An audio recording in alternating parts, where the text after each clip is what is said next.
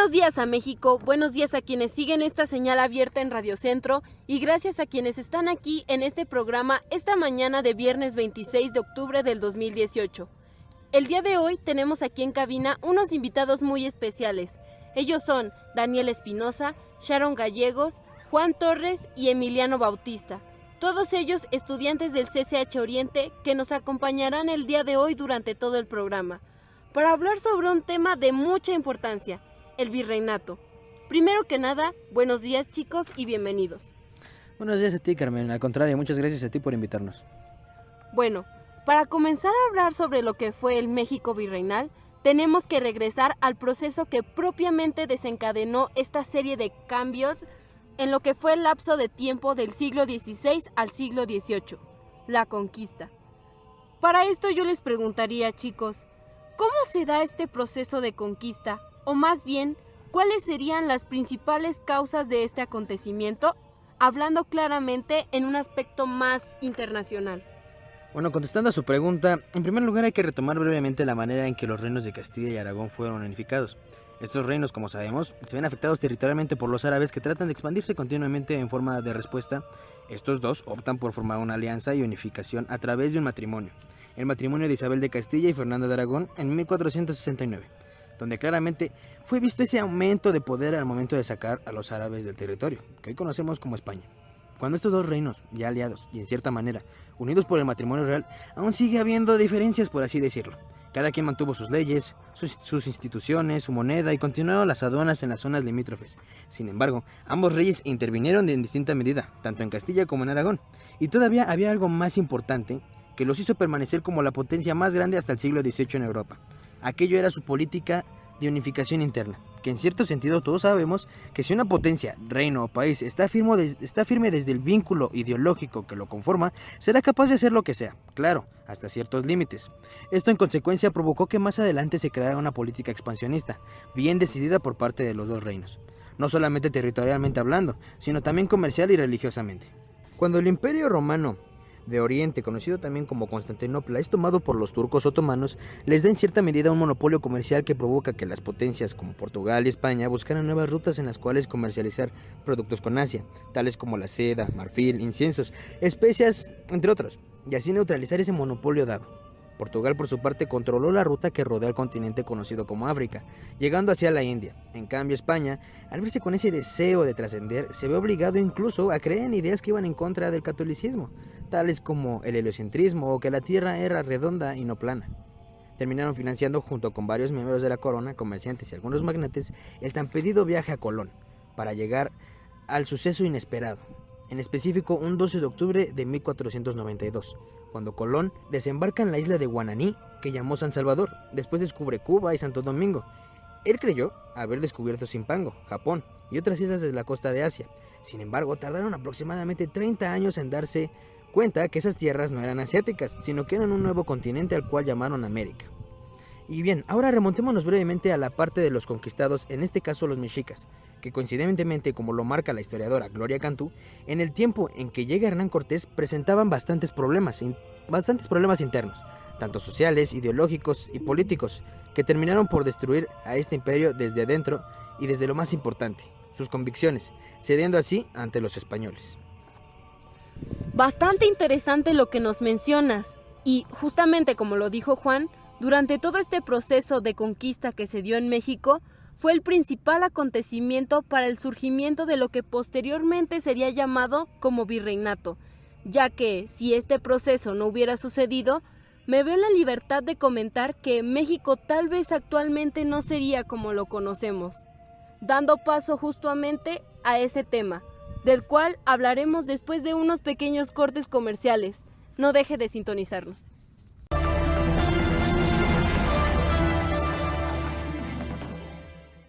¡Dulces! ¡Ay! ¡Qué ricos dulces! Los mejores dulces a los mejores precios, solo aquí en CCH Oriente. Síguenos en Facebook, @ay, qué ricos dulces. No nos hacemos responsables si los dulces te tocan caducados. Válido solo para fines establecidos en el programa. Come bien. Tip-tita, yo soñaba. Llegó la hora de irse a dormir en mi colchón espreme. Contigo siempre estaré. Las mejores cosas siempre compartiré. Spring Air.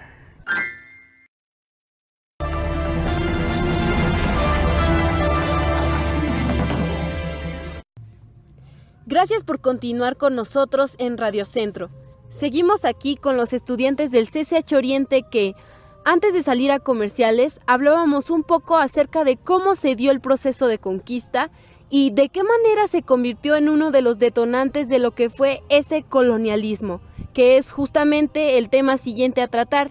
Y me gustaría comenzar con los 3 aspectos más importantes, incluso en nuestra actualidad: lo económico, político y social. ¿Qué nos pueden hablar sobre esto? Antes que nada, Carmen, me gustaría aclarar que el colonialismo fue una entidad territorial integrante del Imperio Español, desarrollado durante los siglos XVI y XIX, posteriormente a la conquista, donde el rey de España fue la principal autoridad sobre la Nueva España. Y fíjate que este tenía un representante en el nuevo continente, llamado virrey, por lo que también se le conoció a este periodo como virreinato. ¿Puedes creerlo, Carmen? El virrey mantenía informado los asuntos que pasaban en América al rey de España, de un continente a otro. Otro dato interesante, Carmen, es el que menciona Juan Miguel de Zunchunegui. La invasión napoleónica a Nueva España tuvo una repercusión muy grande en el ámbito colonialista de América. Si no había virrey en España, ¿cómo iban a reportar el virrey las novedades que se acontecían en Nueva España? Además, en la época virreinal se creó un nuevo sistema de gobierno denominado Real y Supremo Consejo de Indias, donde se abarcaban asuntos administrativos, financieros y eclesiásticos. Además, se fundaron 2 audiencias, las cuales impartían justicia en nombre del rey, teniendo su propio sistema de gobierno llamado República de Indios. Interesante, ¿no? Sí, y me parece excelente que mencionaras ese aspecto internacional, ya que el colonialismo claramente no se dio únicamente en México, sino que fue un proceso mundial. Esto debido a que los países tenían el material para convertirse en potencias, ocasionando distintos conflictos y guerras que al final terminaron resultando en lo que fue justamente este colonialismo. Bueno, Carmen, podemos empezar a ver los cambios drásticos en los aspectos económicos, políticos y sociales después de la caída de la Gran Tenochtitlán y la introducción al virreinato. La estructura sociocolonial se estructuró en diversos grupos ordenados jerárquicamente.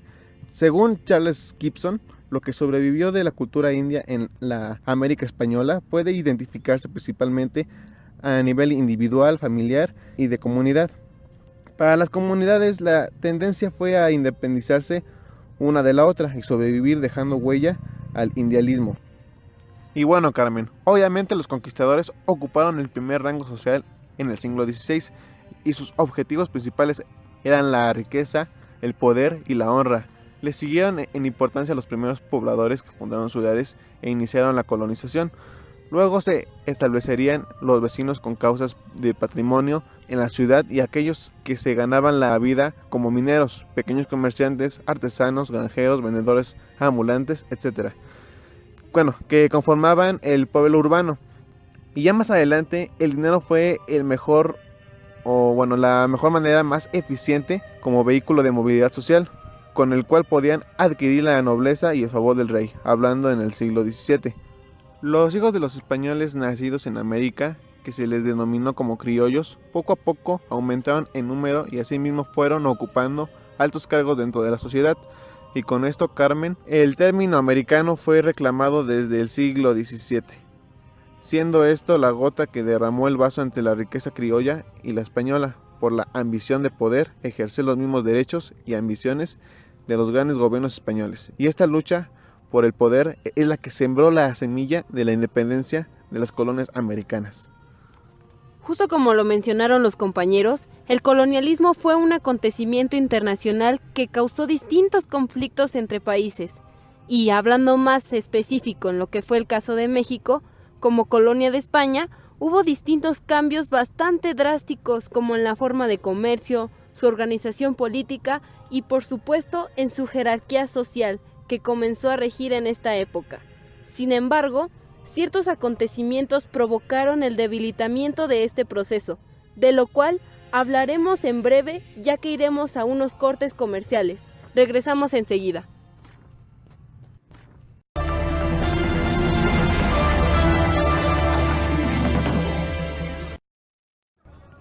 Oye, mijito, ¿puedes ir a la tienda por 2 cubitos de rico pollo?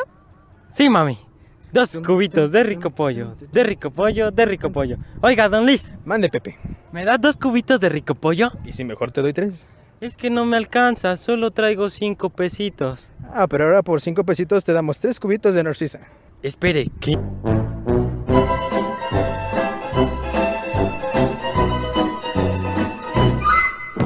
Aliméntate sanamente.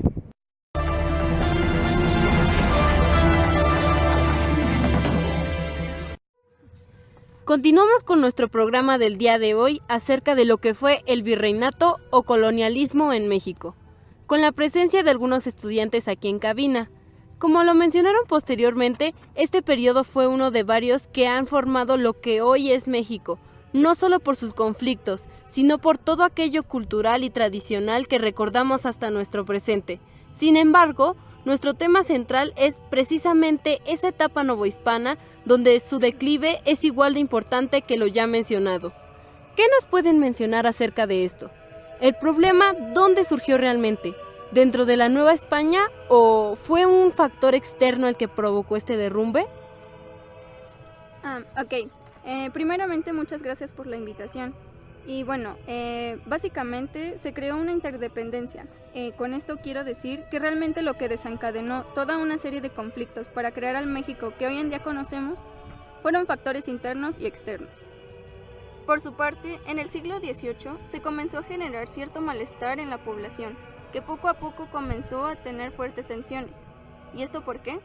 Principalmente por el llamado criollismo, donde dichos personajes querían tener más derechos. Como siempre, el ser humano busca más poder, y esto se vio reflejado en sus peticiones.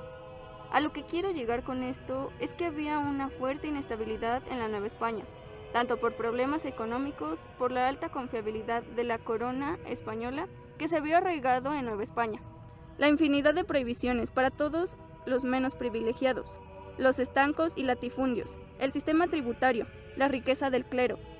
Y no solo se quedaron con eso, sino hasta que a los indígenas se les despojó de sus tierras. Así que bien, quiero hacer un hincapié en este punto, ya que gracias a esta serie de injusticias, otros países buscan tomar pertenencias ajenas. Caso claro es la conquista de Estados Unidos. Por lo tanto, así sucede en México. Simplemente la palabra que encuentro para esta situación es la explotación. Tanto explotación cultural, espiritual, económica, con la llamada fiebre del oro y plata. Y tal como lo dice Eduardo Galeano, la División Internacional del Trabajo consiste en que unos países se especializan en ganar y otros en perder. En su libro Las venas abiertas de América Latina, que por obviedad el nombre lo dice todo. Pero en fin, con todo este peso encima a la corona española se le da la llamada independencia de México, que al final todo parece como un final feliz, ¿no? Ya que no existen los virreyes desde Juan de O'Donoghue, y llega al poder el famosísimo Agustín de Iturbide como emperador. En este caso sube al poder por proclamación del ejército y bueno, más que eso, desde un inicio se le dio especial atención a este personaje, por representantes de la Iglesia y de España en general. Esto porque sus comodidades estaban viendo afectadas por distintas reformas que no coincidían con sus intereses personales. Sin duda alguna, México salió de un problema para entrar a otro. Partiendo de un punto de inicio que, en este caso, fue propiamente la conquista de Tenochtitlán, pasando posteriormente a un proceso de colonización donde el pueblo mexicano fue sometido, obligado a cambiar completamente, tanto social como política y económicamente, provocando después de un tiempo lo que nos mencionaba Sharon, una caída de este sistema que terminó desapareciendo con la independencia de México. Con esto concluimos el programa del día de hoy. Chicos, muchísimas gracias por acompañarnos el día de hoy.